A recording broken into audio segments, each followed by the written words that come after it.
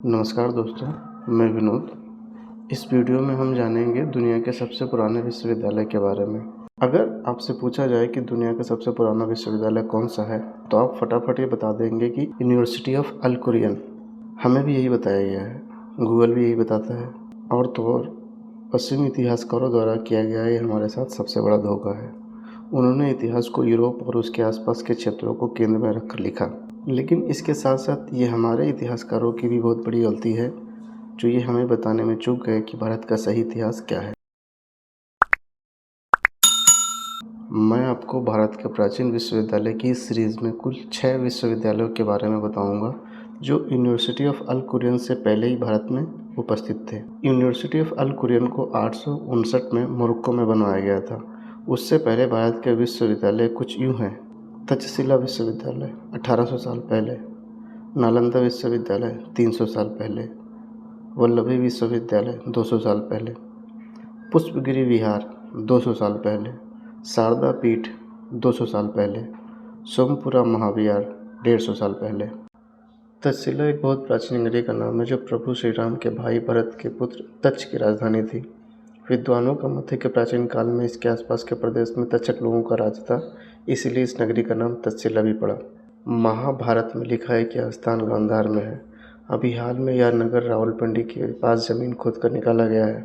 वहाँ पर बहुत से बौद्ध मंदिर और स्तूप भी पाए गए हैं। सिकंदर जिस समय भारत में आया था, उस समय यहाँ के राजा आम्बीनाडेस ने उसे अपने यहाँ ठहराया था और उसका बहुत आदर सत्कार किया था। कुछ समय तक उसके आसपास का प्रदेश अशोक के शासन में था। अनेक यूनानी और चीनी यात्रियों ने तक्षशिला के वैभव और विस्तार आदि का बहुत अच्छा वर्णन किया है। बहुत दिनों तक यह नगरी पश्चिम भारत का प्रधान विद्यापीठ थी। दूर दूर से यहाँ विद्यार्थी आते थे। दुनिया का पहला विश्वविद्यालय 1000 BC में तक्षशिला में स्थापित किया गया था। यह एक महत्वपूर्ण वैदिक, हिंदू और बौद्ध शिक्षा का केंद्र था। वायु पुराण में तक्षशिला का शुरुआती विवरण श्री भरत के पुत्र तक्ष से किया गया है और इसका उल्लेख महाभारत में भी किया गया है। बौद्ध जातकों कथाओं में इस विद्यालय के अनेक उल्लेख मिलते हैं।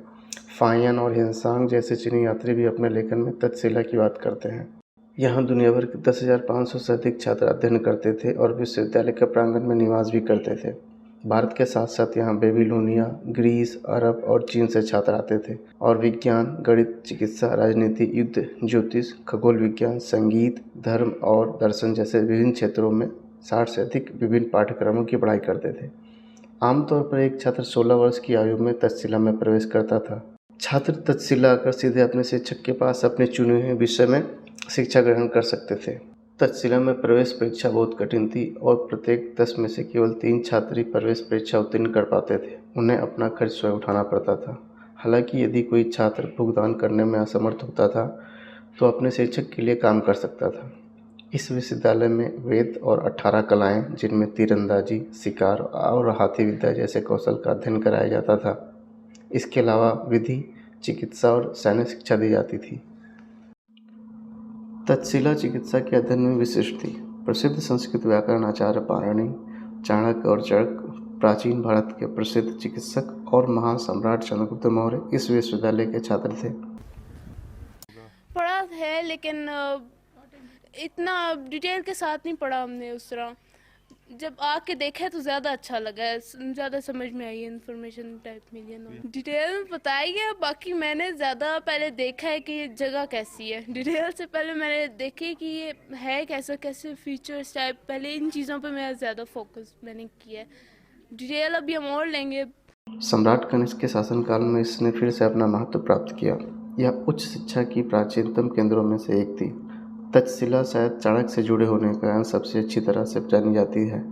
कहा जाता है कि चाणक्य द्वारा प्रसिद्ध ग्रंथ अर्थशास्त्र की रचना तक्षशिला में ही की गई थी। तक्षशिला के संचालन के 800 वर्षों के दौरान इसने बहुत सारी प्रसिद्धि प्राप्त की। विश्वविद्यालय में बैठने के लिए पत्थर की बेंचों के साथ 300 लेक्चर हॉल, प्रयोगशालाएं थी। खगोलीय अनुसंधान के लिए वेधशाला थी, जिसे अम्बुधारावलेही कहा जाता था। विशाल पुस्तकालय थे, जिसे धर्मगंज या ज्ञान का पर्वत कहा जाता था। 5वीं शताब्दी के उत्तरार्ध में हेप्थलाइट आक्रमणों से इसे गंभीर रूप से क्षतिग्रस्त कर दिया गया था। 1913 में शुरू हुई खुदाई से आखिरकार दुनिया को इतिहास के सर्वश्रेष्ठ शिक्षा केंद्र के विषय में ज्ञात हुआ।